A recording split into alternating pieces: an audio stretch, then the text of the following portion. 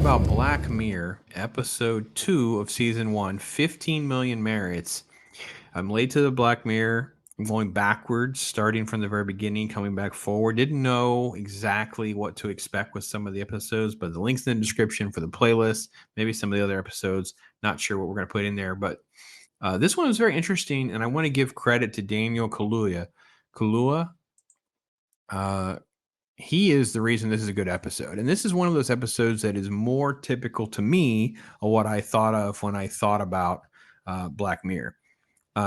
It's very strange because it does kind of like create this dystopian future.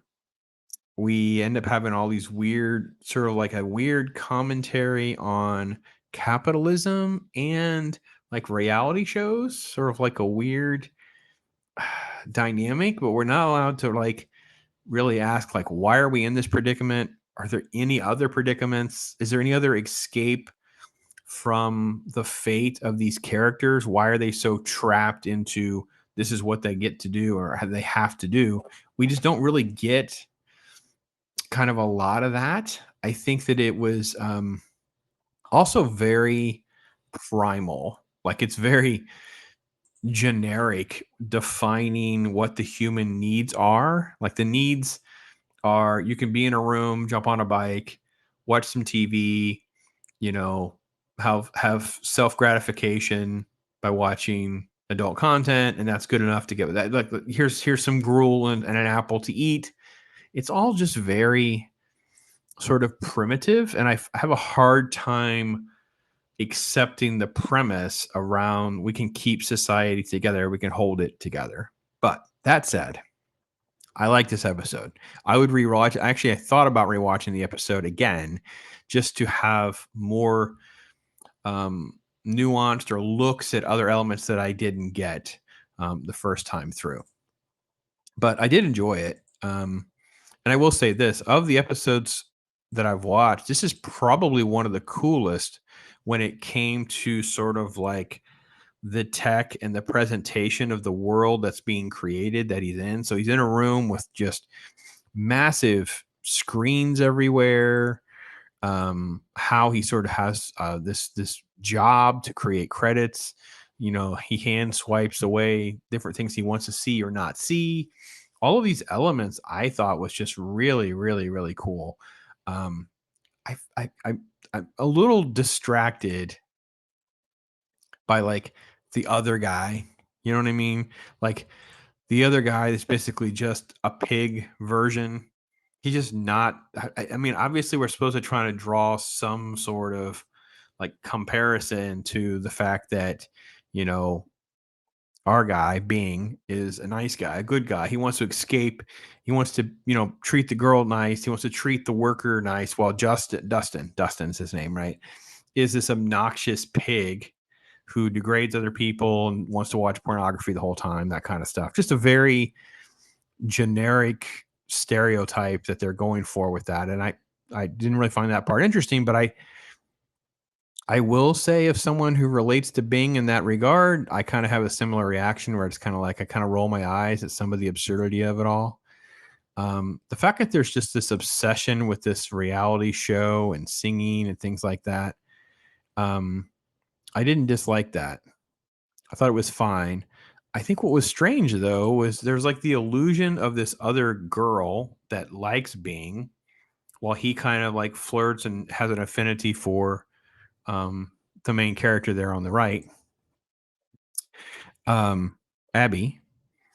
I think he's going to because he's inherited like 15 million credits. So he has more credits than he kind of knows what to do with. He kind of burns through what he earns. He doesn't have the pressure of generating a lot, I guess, the social stigma of existing in this society that they're creating.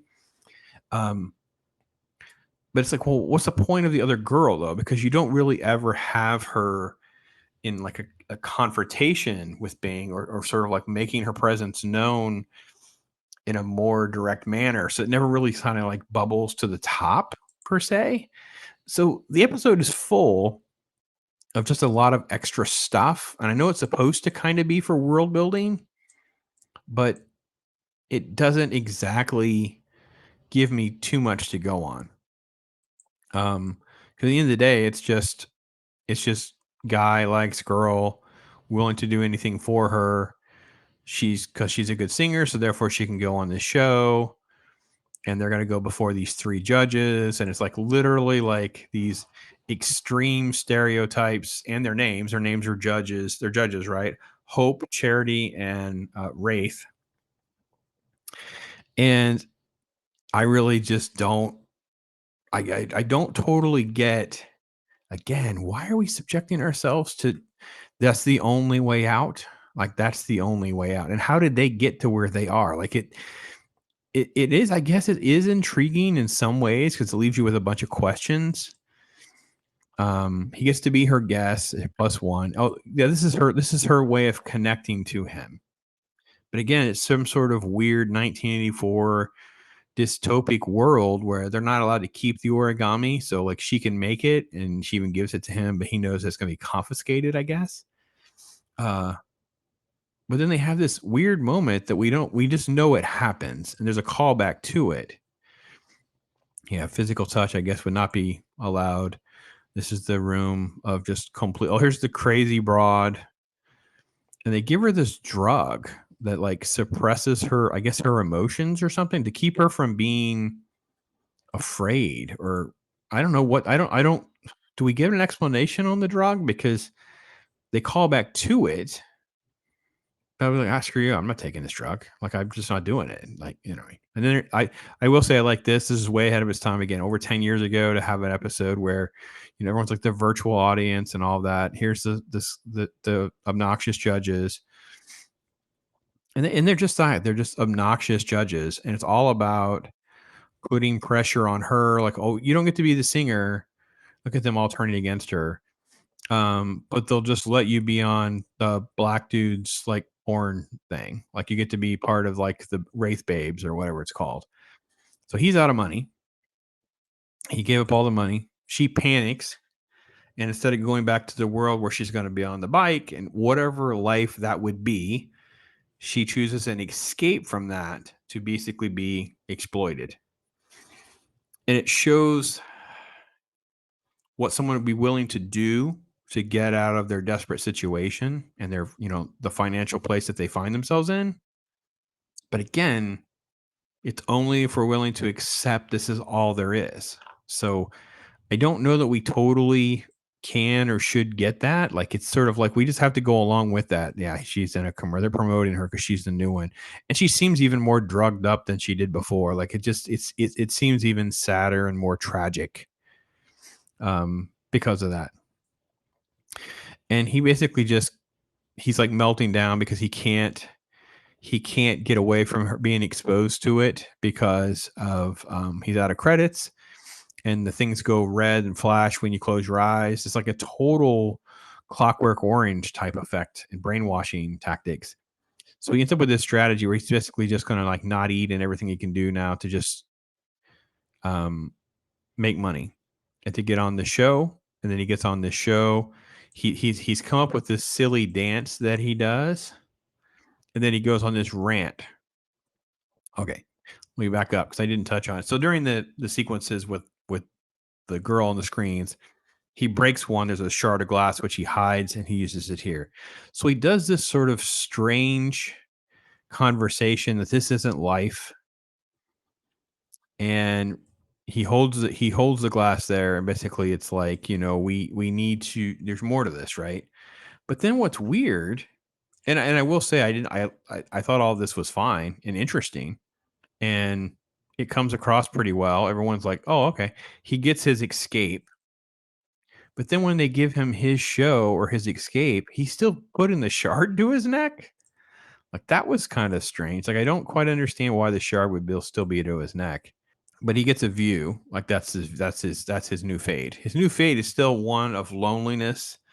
He gets to look out on this green forest, of course, but okay. I don't know. I like the fact that it does tie into things like 1984 and it ties into some of the stuff where, people are so addicted to screens and obviously there are other addictions, but I don't know that I feel like it's some sort of great commentary that maybe it's kind of built into being. I just feel like it's a nice satire of like the talent show phase that I think it's kind of over. I mean, is it over? I don't even know. Is X Factor and Dancing with the Stars and are all these shows done now? Are we over that whole thing? I hope so. But I think it felt like am I in a world where it's more like Idiocracy or not? I don't know. What kind of world am I really in? Right? I like being. I actually liked Abby, and I felt devastated for the decision that she makes. Like I get it, but at the same time, because the show just only relies on very narrow perspectives of conversation. I don't find the show nearly as interesting and pleasing and engaging as I thought I would because of the hype. The show is, of course, way ahead of its time. So I back off my statement knowing that, how would I have felt watching this 10 years ago? Right. Would have been different, would have been more shocking, right? Because we weren't at this place in so many ways. So kind of a little bit more like the Simpsons South Park thing. Like, are they calling their shots? Like, this is the direction that we're all headed? Because I kind of feel like it might be a little bit of that too. So, anyway, that's my take on this episode of Black Mirror. I'll do another one here soon. Thanks for watching, hanging out with me. Give me your thoughts on Black Mirror, other shows you think I should maybe dabble in, those kinds of things. Thank you so much. Take care, everybody. I am Pops.